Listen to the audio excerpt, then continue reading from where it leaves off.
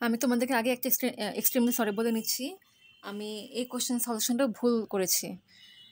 এখানে কোশ্চেন বলেছে 8 পাই বর্গ একক। যেহেতু বর্গ এই ওয়ার্ডটা দেওয়া আছে বর্গ, তার মানে এটা ক্ষেত্রফল বোঝাচ্ছে। আমি ওই ক্ষেত্রে ভুলে এটাকে পরিধি বলেছি, বাট এটা পরিধি না, এটা ক্ষেত্রফল হবে। আচ্ছা, কোশ্চেনটা আবার একটু পড়ছি। এটা হচ্ছে জুনিয়র ক্যাটাগরি মক টেস্টের 8 নম্বর প্রশ্নটা।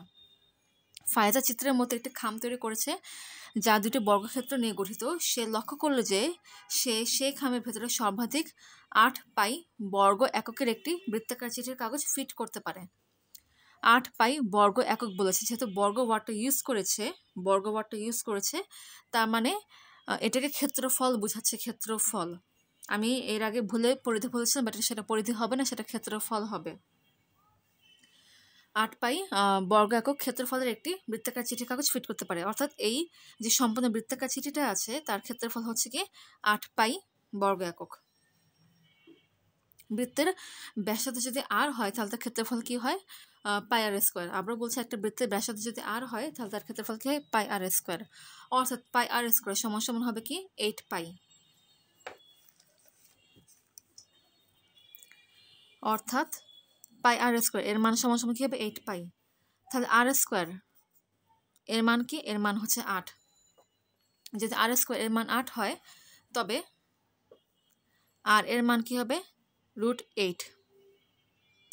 আর এর মান হবে √8। আর হচ্ছে কি এতটুকু, অর্থাৎ যে ব্যাসার্ধ সেটা হচ্ছে √8। আবার এই যে ব্যাস আছে এই ব্যাসটা হচ্ছে এই বর্গের বাহুদৈর্ঘ্যের সমান, তার মানে 2r সমান সমান হচ্ছে 2√8। এটা হচ্ছে কি এই বর্গের বাহুর দৈর্ঘ্য, যা হচ্ছে 2√8।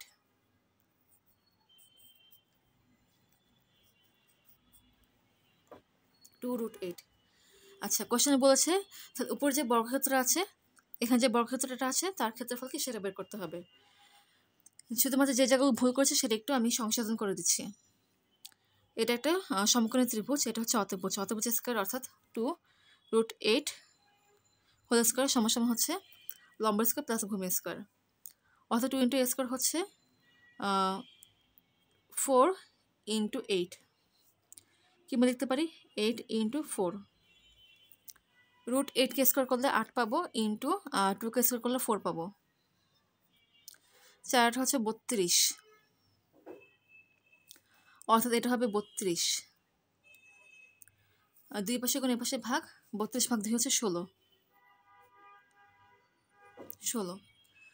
অতএব এ স্কোয়ার এর মান হচ্ছে কি 16 বর্গ একক। একটা বর্গের বাহুদৈর্ঘ্য যদি এ হয় তাহলে তার ক্ষেত্রফল হবে কি এ স্কোয়ার। তাহলে উপরে যে বর্গক্ষেত্র আছে, অর্থাৎ এই যে বর্গক্ষেত্রটা আছে তার ক্ষেত্রফল হচ্ছে কি এ স্কোয়ার। এ স্কোয়ার মান হচ্ছে 16, অর্থাৎ এই বর্গক্ষেত্রের ক্ষেত্রফল কি 16 বর্গ একক। অতএব 8 নং কোশ্চেনের ক্ষেত্রে অ্যান্সার হচ্ছে কি 16। আমি আবারও সরি বলছি, এক্সট্রিমলি সরি, আমি এক্ষেত্রে ভুল করেছি। আসার সাথে অঙ্ক করতে থাকে এই জন্য মাথা নষ্ট হয়ে গিয়েছে আমার।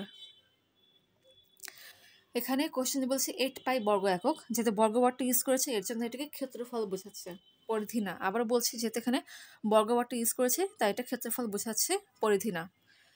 অতএব এই কোশ্চেন অ্যান্সার হবে কি 16।